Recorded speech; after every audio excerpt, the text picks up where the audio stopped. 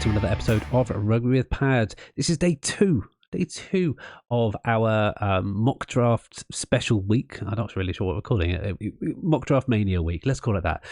Day two. Yesterday we had an auction style draft. Today we are going to have a dynasty style Superflex draft. Superflex, for those of you who don't know, is a position where you can play any skill position: quarterback, running back, wide receiver, or tight end. Not that you would play tight end in that position when you have a choice of quarterback. Depends on your scoring system, but you know what? I will let Sam from a couple of weeks explain to you what's going on in this format. Roll that tape.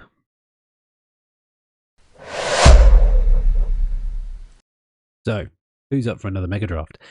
We are going to go straight into a Superflex Dynasty draft, and you can see the settings here: 1 QB, 1 Superflex, 2 running backs, 3 wide receivers, tight end, 2 flexes of different types, and 7 bench spots. This is going to be a big draft, but I won't do too much commentary. We'll make it go quickly. We'll make our decisions quickly, and I'll just tell you how I'm changing things around a little bit when I'm considering this kind of thing. Now, because it's a dynasty setup, the startup typically would do vets only, and then you would do rookies afterwards. So I'm going to do it as veterans only for the time being, and we're going to see how that looks. So over the course of the next 20 minutes or so, let's see how this looks. So update, and come out of here, and we're going to start the draft straight away and see what happens. So we get a middle slot. We're doing a third round reversal. As you can see, lots of QBs going. I'm going to go with the QB that I picked in my Dynasty startup, and it's going to be Justin Herbert. I think he has longevity, and that's what you're looking for in Dynasty. You want to win now, and I think that's something that a lot of people miss when they're drafting Dynasty. You definitely want to win now, but you need to be mindful that your win now window is 2 or 3 years. It should be 2 or 3 years, whereas in a redraft, your win now window is generally only 1 year. Apologies if you can hear anyone mowing the lawn in my background. I'll try and get that out in post. It comes back to us. Travis Kelce has just gone. A couple of people didn't pick QBs in the first 2 rounds. That's interesting, but and I think there is a look away from QB, so I'm going to go with a position that I think there are not enough of, and there's one here that's jumping out at me. Austin Ekeler is really jumping out at me as being a really interesting option, but I'm actually going to go a bit deeper, because Austin Ekeler, as much as I love him and his win now, is, how old is he? He's like 29, 28. He's going into a 29-year season, and that's where people drop off. Saquon Barkley is hugely influential. He's 26, but I really like this year, and if I look at it win now, I'm going to go Josh Jacobs. He's got a year on him. He showed elite production. He's shown a bit more injury tolerance than Saquon Barkley. I'm going to go for him. There is a third round reversal, so we don't see the turn at the 1. Saquon Barkley goes at the end of the 2nd round. Dak Prescott goes at the start of the 3rd. Tua goes because it's a 2 QB league, and it's back to me, and I'm thinking, who would I want next? And he's come back to me, Austin Ekeler, and I really like him, but I'm actually going to go with a guy that who's so young for the position, and probably is the tight end 1 in most dynasty formats. I'm going to go with Kyle Pitts. So it started off Justin Herbert, Josh Jacobs, Kyle Pitts. Drake London goes at the end of the 3rd. Austin Ekeler goes just after my pick. It's a shame. We get a bit of a run on running backs, and you know what? I need to get a running back now. I'm going to avoid Derrick Henry because he has not got as much value, even though he is definitely a win now kind of guy. And I'm going to go with another win now kind of guy. You know what? Yeah, I am. I'm going to go with Nick Chubb. And you've noticed here, but by doing this, I've actually sacrificed some positions later on that I will go after, namely wide receivers. And there are a couple of wide receivers that I might be keeping an eye on in rookie drafts, but this is a 3 wide receiver league. This mirrors the league that I'm in as well. So I need to focus on wide receivers now. I've got some core positions I've sacrificed because I've gone for tight end early, which is a position that is a one for, so to speak, and I'm going to have to go for some wide receivers now. And I'm looking at young guys who I think could form part of my team for years to come. And Michael Pittman, I think, is really interesting, very talented, coming to a 2nd contract. He's going to go big. George Pickens, sophomore season. I'm liking Michael Pittman, so I'm going to go with Michael Pittman. And again, this is looking very similar to my actual Dynasty squad. I favour players. I've got a good Dynasty squad this year. Hopefully, if you guys have watched the Dynasty recaps, you can see that. And this leaves me in an interesting predicament because this is 2 QB and people are starting to take QBs. I look at the next ones coming up. Who do I really like? Aaron Rodgers is still there. He's still got a couple of years left, and again goes to my dynasty history there. As far as wide receivers go, George Pickens has come back to me. Like Brandon Ayuk a lot going into second contract, and the wide receivers generally do well. He's going to be a number one probably the number one in a good offense there. So I'm going to go Brandon Ayuk. So started off Herbert, Jacobs, Pitts, Chubb, Pittman, Ayuk. I like how this is going. Pickett, Geno Smith, Jordan Love go. It's interesting Jordan Love going above Russell Wilson and Aaron Rodgers, who I am going to take a slam dunk pick because there is a run on running quarterbacks. I've mentioned it before, but if you're in a super flex, you want to make sure your super flex is a quarterback who's going to score you points. Even in Dynasty, even though Aaron Rodgers is, in his age, how old is he? Let's have a look. 39? Yeah, he's in the 39 season. He's going to play till he's 42. I've got convinced. And this is win now. You want to balance players around a little bit, but it's definitely win now. Alexander Mattison is young. James Cook is young, but I don't like their I don't like it this year. Might have to go for a bit of an older guy. Mike Evans is getting up there in age. He's definitely win now, but as you can see, my options are limiting. I do think Gabe Davis has enough in him to have a second contract with someone. But you know what? Based on this and the fact he's going to come back to me, I'm going to go with best player available. And it might even be Alvin Kamara, although he is coming to his over-the-hill season as well. Let's have a think about who I go for here. Hard to think because I've got a very loud streamer in the background from next door, but hopefully you guys can't hear that, and I might pause in a minute and take a beat so you guys can hear properly. I'm weighing up, guys. I'm really struggling here, and I'm thinking, do I actually go for a third QB to protect that? I think people maybe overvalue third QBs. I'm instead going to go for... I was going to bite the bullet. He's on a good offense. Kadarius Toney. He's young. I think he's got something to prove. He will get a second contract somewhere because of the draft capital that was associated to him. And that's maybe what you've got to think about with vets is what was their draft capital? How far are they into their first contract? And how much do they need to make it work? And fortunately, Gabe Davis comes back to me. So I'm going to take Gabe Davis as my first flex position. So interesting one there. I've got a wide receiver running back flex as well to have. So I'm thinking more about skill positions as people fill out their rosters with quarterbacks and tight ends. I'm going to wait on tight end because I'm only have to play one of them. Really happy with that. I really like the idea of Courtland Sutton. I still think he's relatively young. He's 27, so he's coming to the end of his first contract. Probably going to get a second. He has got really high red zone usage, and you've probably seen it in a couple of these drafts. I tend to go to the same players because no matter what position, you find a way to get players you like, and I would always get players you like. I end up, if I'm in multiple leagues, with some commonality of players.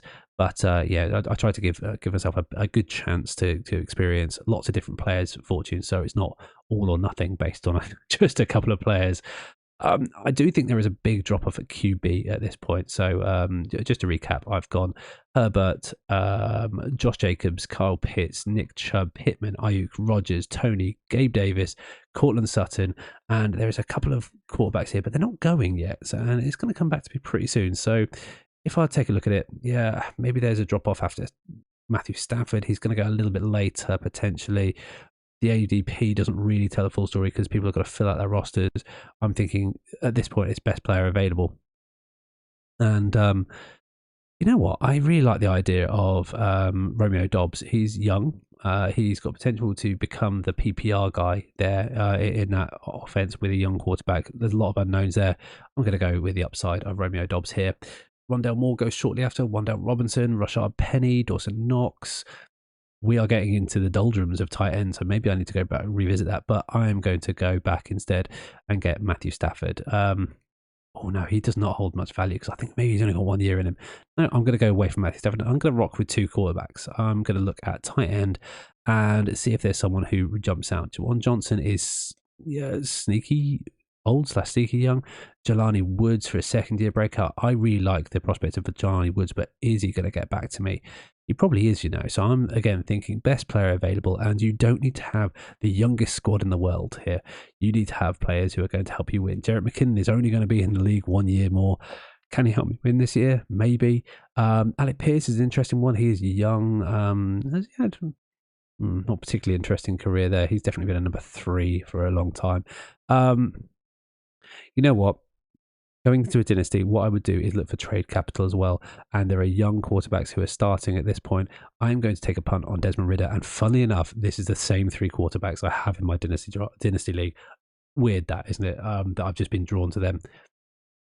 You know what? When you watch players and you've got certain players on your team, you gravitate towards them because you learn more about them by default. Zeke Elliott goes, Jawan Johnson's gone, so that was a tier break kind of for me. Mike Gesicki, is he youngish? Mike Gesicki is reasonably young for a tight end, so I'm thinking Mike Gesicki here might be a shout. Outside of that, I am looking at Jelani Woods in the next round, so I'm going to go Mike Gesicki as a bit of a tier break there. He's definitely a tight end 2 in my opinion. And a good one, a good value at that low because he could definitely be the number 1 pass catcher in that offense. And I am going to go and... So you got already? Or I just missed him? Where's Jelani Woods gone? Jelani Woods, there he is. I'm going to go Jelani Woods as that. So my 3 tight ends, Kyle Pitts, and then a big drop down to Mike Gesicki and Jelani Woods. A lot of people will say Kyle Pitts has not performed, but his draft stock has stayed high despite him not performing and getting all those touchdowns that were once promised. And you know what? I'm still left with Matthew Stafford in my face, so I could have waited a long time for a quarterback, but I wanted to make sure I secure that position. And you know, when you get into the back end of drafts, there are a lot of players who only give you a little bit of upside. I'm not going to be able to get a hugely young player. Van Jefferson, I still think has the opportunity to be productive this season. I'm going to go Van Jefferson there. And at this point, I'm not particularly looking at age unless I can find someone who's going to have a mega second year breakout. And when I'm getting down to the likes of Robert Woods, Gardner Minshew, Darius Slayton, you can see how your lineup can be very lost. But there is a name that jumps out to me here. Adam Robinson, 29. But is he due for a career resurgence? Because he has been good before.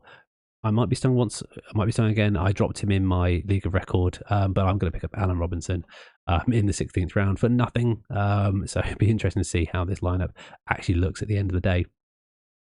Elsewhere, who comes back to me?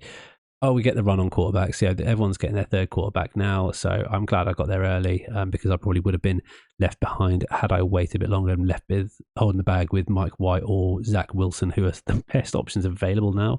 Actually, Jacoby Brissett probably the best option if you need a functional quarterback. Josh Palmer has been superseded by Quentin Johnson now. I'm not enjoying that. Zach Ertz has opportunity to impress this year, maybe, but I think it's going to be Trey McBride's lineup there. Devontae Parker, Calvin Austin. No, I don't like any of these names. So I'm just going to pick the player. Yeah, this is an absolute throwaway pick, and you can have throwaway picks even in Dynasty. There can still be a market in trade elsewhere and what have you. So I'm just going to pick a young player who I like. I haven't heard, have anyone of you heard of this Tom Brady guy? He's been quite interesting. No, we're going to go with Tom Brady. Ben Skoranek could be fun to have, and this is just a throwaway pick. I'm going too far down the list for it to be relevant at all. You know what? I'm going to take a punt on Donald Parham. They brought him back. They gave him a little bit of money. Let's go with that. It's a non-pick. I probably should have only gone with 6 picks because this is pre-rookies, and my pre-rookie Dynasty startup, which I am not unhappy with because I really like my my running backs here. But I've got Justin Herbert, Josh Jacobs, Nick Chubb, Michael Pittman, Brandon Ayuk, Kadarius Toney is the 3. Arguably, you've got Gabe Davis as a 3 there. Kyle Pitts, though, with a positional advantage at tight end, and he is young, 22? 22. That's crazy how young he is. So that is a huge advantage for Dynasty.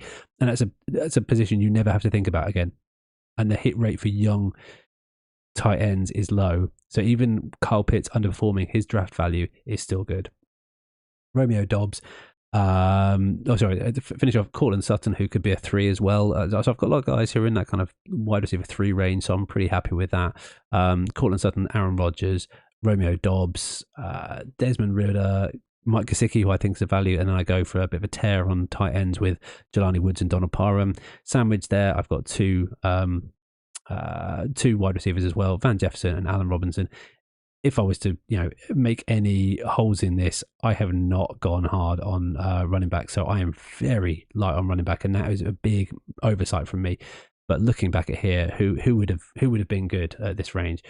I think my last option for a usable running back as a backup would have been probably Brian Robinson, and maybe I should have gone for that instead of Gabe Davis potentially, but I still needed the wide receiver position. If I'd gone another round, I maybe could have got Khalil Herbert, who is in interest. Probably should have gone Khalil Herbert or Rashad Penny. Elsewhere, yeah, it's Zeke Elliott. Actually, probably would have been a good shout later on, and Jarrett McKinnon if I'd again gone for him over Mike Gesicki, who might have come back to me, but I would have got Jelani Woods, and then I would have got Parham later on. It's a tough one, guys, but super flexes are tough, and if you're in it, in a Superflex Dynasty is really tough, especially when you're doing that 2 QB thing. It makes it extra hard. But good luck with everything, guys, and I will see you on the other side shortly. And thank you so much again for listening. Really do appreciate it. We're producing a lot of content at the moment. This is day 2 of 5. Sorry, 3 more left. That's what I'm doing. Can't do simple maths. Tomorrow we have a randomizer draft. I'll explain over the side what that is, but it was a crazy time recording it. As always, you can follow me on all the socials on YouTube at Rugby with Pads. We produce all of this show that you're listening maybe through your ears. You might already know that we're on YouTube because that's how you're consuming it. Some of these episodes are really going off on there, which is really happy to hear. And hopefully we've got some new listeners with us as well. As always, you can support the pod, get some merch. Hopefully going to release some new merch. I might have an emergency drop podcast of some new merch and maybe some stickers if you're interested in that. rugbywithpads.com, which takes you to our Buy Me a Coffee page. Thank you as always, and I will see you on the virtual gridiron.